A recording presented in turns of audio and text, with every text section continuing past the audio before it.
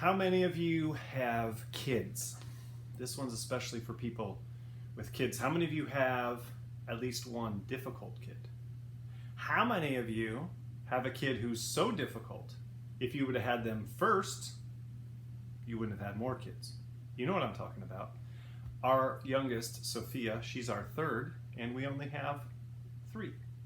And there's a reason for that, right? Sophia is a difficult kid. What does it mean that she's difficult? Let me give you an example. When she was just 4 years old, she looked my wife and I in the eye and she said, "I hate you, and I wish I had another family."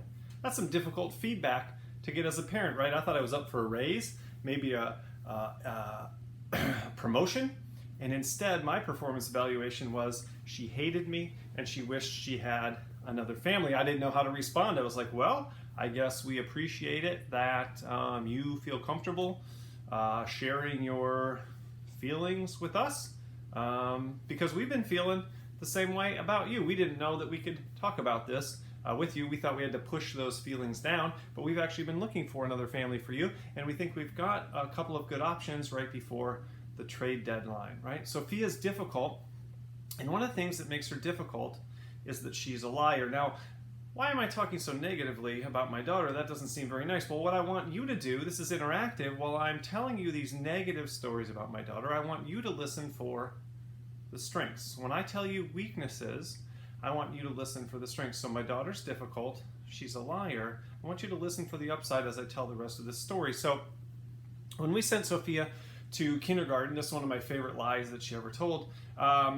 she was supposed to bring a snack and a lunch, and she packed a little bag of Ritz crackers in a Ziploc bag, and she brought herself a bottle of water and showed up for the first day of class, and the teacher said, "Hey, I want everybody to get out their snack," and she got out her snack, but she noticed that some of the kids didn't have a snack, and when those kids didn't have a snack, they didn't get punished, they didn't get in trouble. The teacher had a secret stash of cookies and juice, and she went and got some cookies and juice and she gave it to the kids who didn't have a snack. And my daughter was not pleased. She's like, "Hey, I want cookies and juice. I'm over here with water and crackers, basically prison rations, and these delinquent kids are getting rewarded with cookies and juice. I want some cookies and juice." And so she raised her hand and the teacher called on her, and she said, "What can I do for you, Sophia?" And Sophia said, "I forgot to tell you earlier, I'm actually allergic to water," right?